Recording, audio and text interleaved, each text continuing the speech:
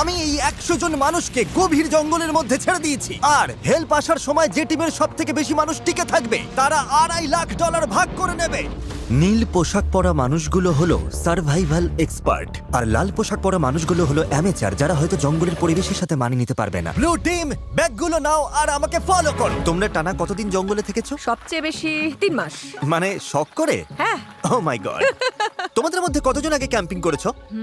তোমাদের মধ্যে কতজন এখানে 1 মাস টিকে থাকতে পারবে? ও মাই গড, ওদের অবস্থা এখনই খারাপ। আমি জানতাম যে ব্লু টিম সুবিধা পাবে, তাই খেলা শুরুর আগে আমি রেড টিমকে চ্যালেঞ্জের কথা জানাই, এমনকি তাদের দোকানেও নিয়ে যাই যাতে টিকে থাকার জন্য সব দরকারি জিনিস কিনতে পারে। ঠিক আছে, দেখাও তো কি কি নিয়েছো তোমরা। আমার কাছে দড়ি আছে আর এই যে ফ্লোরে একটা ও, টার্প আছে। তুমি কি একেবারে 24টা জলের বোতলের প্যাকেট কিনে এনেছো? একদম ঠিক। আমি তো সোজাসুজি গিয়ে লাইটার নিয়ে নিয়েছি। স্মার্ট, ঠিক আছে। কিন্তু ব্লু টিমকে শুধু এটুকুই বলা হয়েছিল যে তারা মিস্টার বিস্টের একটা ভিডিওতে অংশ নিচ্ছে। আমি জানতাম না কি প্যাক করতে হবে, তাই যা পেরেছি প্যাক আমি করেছি। ভেবেছিলাম তোমরা আমাদের আলাস্কায় নিয়ে যাও। আশ্রয়ের জন্য আমরা জঞ্জাল দিয়ে সাধারণ ডেরা বানাবো। আমাদের শুধু ইনসিলিউশনের জন্য ভালো লেয়ার তৈরি করতে হবে। প্রায় 1 দশক ধরে আমি এসব শিখছি, তবে জিনিসপত্র জড়ো করার জন্য আমার 10 জন লোক লাগবে। তোমরা এটা বানাবে, এতে সবার মনোবল বাড়বে। আমার কথাটা বোঝা গেছে? শেষমেশ আমরা একটা বাচ্চাদের টেন্ট পেয়েছি। ভাগ্য ভালো, আমার উচ্চতা 5 ফুট 5। তোমাদের কাছে এত সুযোগ সুবিধা আছে, কি মনে হয় তোমরা ব্লু টিমকে হারাতে পারবে? হ্যাঁ, যদিও ওরা প্রফেশনাল। আমাদের কিছু যায় আসে না, আমরা আমাদের মতো প্রফেশনাল। আচ্ছা আচ্ছা, আমি কিছু একটা পেয়েছি। আমি শুধু সেটাই করছি যা সিনেমায় দেখেছি। আচ্ছা, ওরা কি এগুলো শখ করে করছে? তোমরা কত রাত থাকবে এখানে? প্রতিটা রাত আমি এখানে বড়দিন পর্যন্ত থাকতে যতক্ষণ পারবো। আমাদের চলে যেতে বলা হচ্ছে। জঙ্গলে কষ্ট করাই ওদের শখ। Good night. প্রথম রাতেই পরিষ্কার বোঝা গেল যে বাড়তি সুবিধার কারণে রেড টিমের কাজ অনেকটাই সহজ হয়ে গেছে, কিন্তু তাপমাত্রা হঠাৎ অনেকটাই কমে যাওয়ায় এক্সপার্টদের ঘুমানো দায় হয়ে পড়ল। আমি ভীষণ ক্লান্ত আর তৃষ্ণার্ত, ভাবছি এখানে কেন এলাম।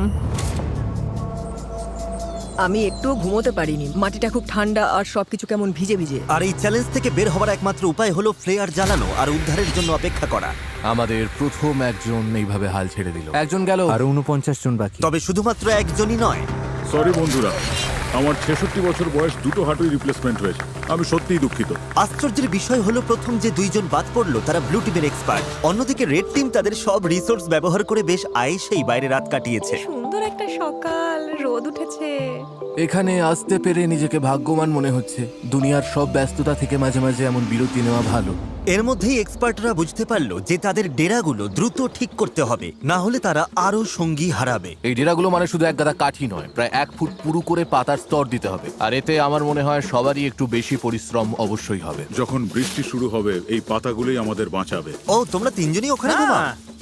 ভাই, ওদের ফোর্টটা তো বিশাল। তোমাদের কি মনে হয় এটা বৃষ্টিতে টিকবে? সেটা জানার একটাই উপায় আছে। আমরা আমাদের শেল্টার বানাবো যাতে বৃষ্টির মধ্যে ঘুমোতে না হয়, তাই আমরা ছাদ তৈরি করছি যাতে খাবারগুলো। আমার মনে হয় সবারই একটু বেশি পরিশ্রম অবশ্যই হবে। যখন বৃষ্টি শুরু হবে এই পাতাগুলোই আমাদের বাঁচাবে। ও, তোমরা 3 জনই ওখানে ঘুমাও?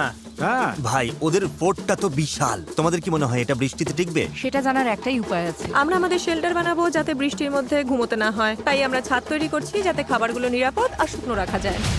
এটা তোমরা বানিয়েছো? হ্যাঁ, পরে সার্ভাইভাল ভিডিও বানানোর সময় তোমাদের থেকে ঠিক টিপস বলেছো। আমাকে শুধু একটা কল করবে। হয়তো দরকার হবে। এক্সপার্টরা যখন তাদের লিমিটেড রিসোর্স ভালোভাবে ব্যবহার করছিল, অ্যামেচাররা তখন তাদের সুযোগ সুবিধাগুলো দ্রুত নষ্ট করে ফেলছিল। তোমরা শুধু এইটুকুই করেছো। কথা দাও যে তোমাদের কেউ মারা যাবে না। কথা দিচ্ছি, আমরা ঠিক ঠিকঠাক আছে। কথা দিলাম। দিন গড়িয়ে রাত হতেই অ্যামেচাররা বেহিসাবির মতো সব নষ্ট করতে থাকলো, আমি জানি ওরা অনেকক্ষণ পরিশ্রম করছে, অনেক শক্তি ক্ষয় করছে, কিন্তু বেশিক্ষণ টিকবে না। কিন্তু এক্সপার্টদের পরিশ্রমের ফল পাওয়া শুরু হয়ে গিয়েছিল। দেখো, এটা 4 সিজনস হোটেলের থেকেও ভালো। আমার মনে হয় আমাদের রাতটা অনেকটা আরামে কাটবে। আমরা এই জঙ্গলের মধ্যে একদম বাচ্চাদের মতো ঘুমিয়েছি। দারুণ। তার কারণ আমরা একটা দারুণ ডেরা বানিয়েছি। এটা বেশ গরম ছিল। রেড টিমের কাছে হয়তো টেন্ট, স্লিপিং ব্যাগ সব আছে, কিন্তু আমাদের এটা আছে। জানো তো আমরা এখানে না খেয়ে রয়েছি, কিন্তু খুব মজা করছি। ব্যাকফ্লিপ ভাই। এক্সপার্টরা যখন পর্যাপ্ত বিশ্রাম নিয়ে ফুরফুরে মেজাজে দিন শুরু করলো, আরে এটাই তো আমি বলছিলাম। অ্যামেচাররা তখন দিন শুরু করলো টিকে থাকার সবচেয়ে কঠিন যুদ্ধের মুখোমুখি হয়ে, একদম খালি পেটে। তোমার কাছে কোনো খাবার আছে? যদি থাকতো খুব ভালো হতো। রেড টিম তাদের প্রথম 2 দিনেই সমস্ত খাবার শেষ করে ফেলেছে, আর এখন আমাদের সবার খুব খিদে পেয়েছে। আজ খিদেটা বেশ ভালোই টের পাওয়া যাচ্ছে। তাই আমরা খাবার আর জলের সন্ধানে বের হচ্ছি। আর এদিকে খাবার খোঁজার ক্লাস শুরু হচ্ছে বা সার্ভাইভাল এক্সপার্ট সেথের বুদ্ধিতে ব্লু টিম পুরো জঙ্গলটাকেই একটা গ্রসারি স্টোরে পরিণত করলো। তোমরা এটা তুলে যে কোনো সময় হালকা খাবার হিসেবে খেতেই পারো। সে এমনকি কাঠি দিয়ে মাছ ধরার ফাঁদ বানিয়ে পাশের নদীতে পেতে রাখলো। এদিকে অ্যামেচাররা তাদের মাছ ধরার সরঞ্জাম ব্যবহার করেও শেষমেশ শুধুমাত্র আবর্জনাই ধরতে পারলো।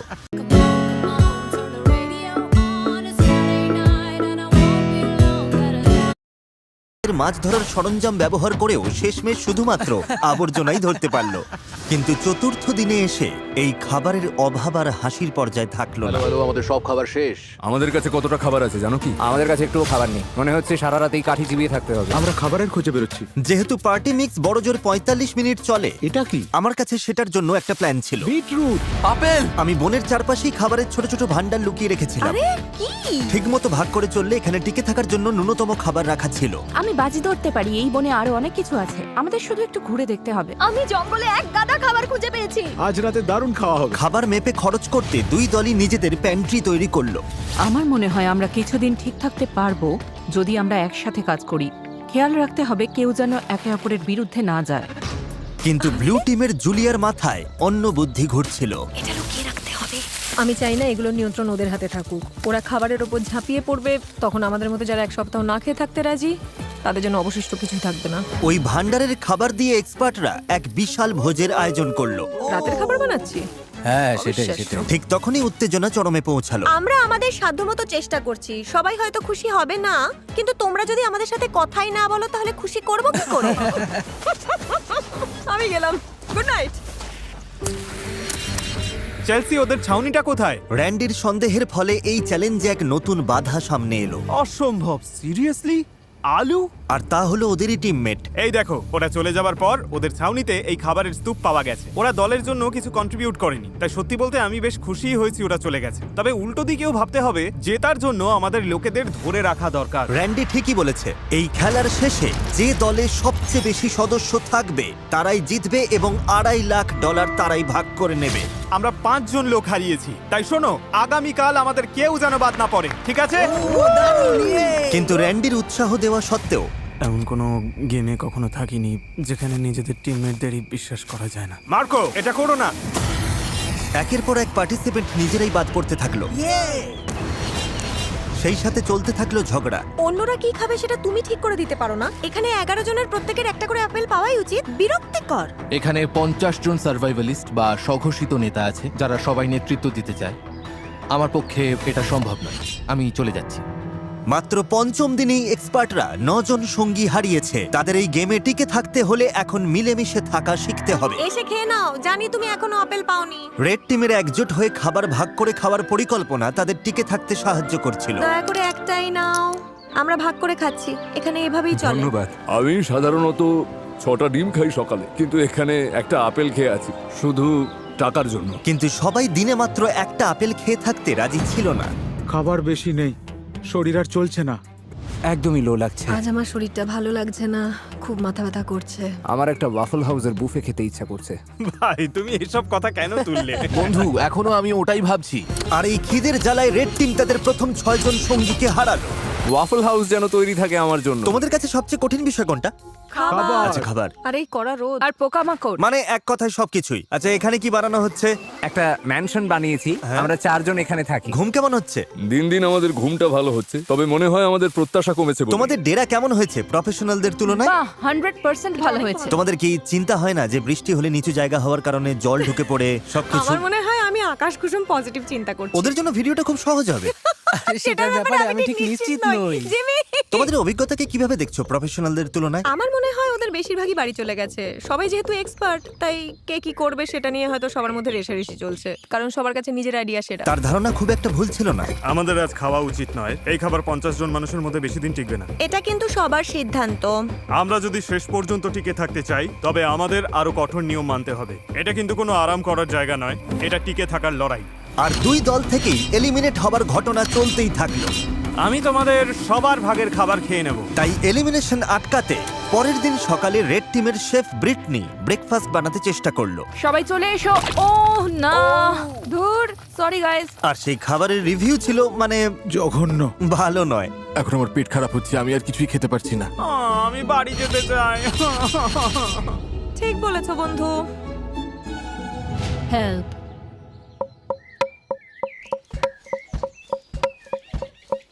কয়েকদিনের উত্তেজনার পর ব্লু টিম সকালে একটু আড্ডা দিয়ে মন হালকা করার চেষ্টা করলো, কিন্তু গান বাজনা করেও তাদের নিজেদের মধ্যেকার ঝগড়া থামানো গেল না। আমি বুঝতে পারছি, কিন্তু রান্নার আগে যদি আমরা কাউন্টারটা একটু এক মুছে সেকেন্ড, নিতাম। চলো এটা নিয়ে আর কথা না বাড়িয়ে আমি একটু এখানে হেঁটে মিটিয়ে আসছি। ফেলি। না, তোমার এখানে থেকে শোনা উচিত। আমি কি করব কাউকে বলে দিতে হবে না। আমার জন্য একটা টিমের হয়ে কাজ করা খুবই কঠিন। আমি আসলে ন্যাচারালি কারো কথা মেনে নিতে পারি না। আর আবারও এর ফলে আরো বেশ কিছু এলিমিনেশন ঘটে গেল। আপেল খেতে দাও। আমার মন সায় দিচ্ছে না। আমার নেই। আর অন্যদিকে রেড টিমে আমাদের সব ফল শেষ, ব্রেকফাস্ট করার মতো কিছু নেই। আর এই ব্রেকফাস্ট না থাকাটা রেড টিমের আরো দুজন মেম্বারের কাছে অসহ্য হয়ে উঠলো। এরকম করো না প্লিজ প্লিজ প্লিজ, এরকম করো না। আমি মিল্কশেক খুব মিস করছি। আমার মিল্কশেক খেতে ইচ্ছে করছে। আর ঠিক যেমন ওরা জানে না প্রতিপক্ষ দলে কে কে বাকি আছে, এই ভিডিওর শেষ পর্যন্ত আপনারাও তা জানতে পারবেন না।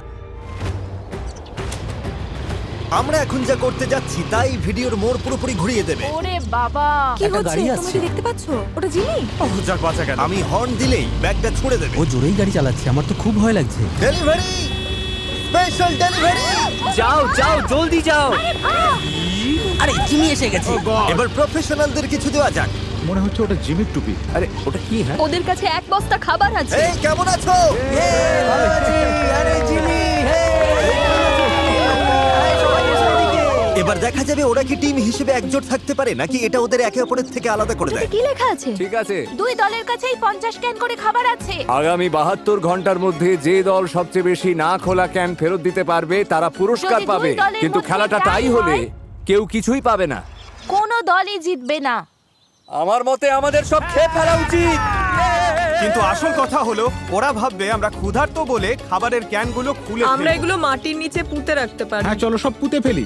আমাদের ডিসিপ্লিনড হতে হবে। কেউ খাবারে হাত দেবে না, কেউ চালাকি করবে না। শোনো সবাই, আমরা ওগুলোতে হাত দেব না, কারণ আগামী 72 ঘন্টা চলার মতো যথেষ্ট খাবার আমাদের আছে। একটা অন্তত পেতে পারি। একদম না। আমরা ক্যানগুলো জঙ্গলে লুকিয়ে রাখছি যাতে আমাদের মধ্যে মাত্র কয়েকজনই সেগুলো নাগাল পায়। খাবার আর মাছ ধরার অবস্থা নিয়ে আমি খুব দুশ্চিন্তায় আছি। আমার মনে হয় আমাদের শুধু ধৈর্য ধরতে হবে। কি হবে, আজ কি অনেকে চলে যাবে? যদি তারা জানতে পারে যে আমরা ক্যানগুলো খুলবো না, তাহলে অবশ্যই যাবে।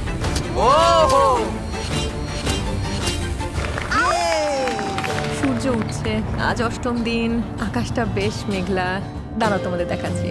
অবশেষে রোদের হাত থেকে বাঁচা গেল। তো আমরা জঙ্গলেই পুরনো একটা কয়লার গ্রিল পেয়েছি। যেটা আপাতত সবার মন বেশ ফুরফুরে রাখলো। সামান্য খাবার আর আবহাওয়ার পরিবর্তন মানুষের ইচ্ছা শক্তিকে কতটা বাড়িয়ে দিতে পারে তা সত্যি অবাক করার মতো। কিন্তু দুর্ভাগ্যবশত ব্লু টিমের অবস্থা খুব একটা সুবিধার ছিল না। পয়জনাস আইভির জন্য এরকম চুলকানি স্প্রেড করছে। খিদের জ্বালা সত্যিই কষ্টকর। 8 দিন হয়ে গেল অথচ ফাঁদে এখনো কিছুই পড়ে। খিদের জ্বালায় আমার মনে হচ্ছে টুথপেস্ট খেয়ে নি। এই মুহূর্তে ওই ক্যানের খাবারগুলো বেশ টেস্টি লাগতো। সত্যি বলছি, আমি একটা মিটের ক্যান পেলে এক্ষুনি ঝাঁপিয়ে পড়তাম। ঠিক বলেছো।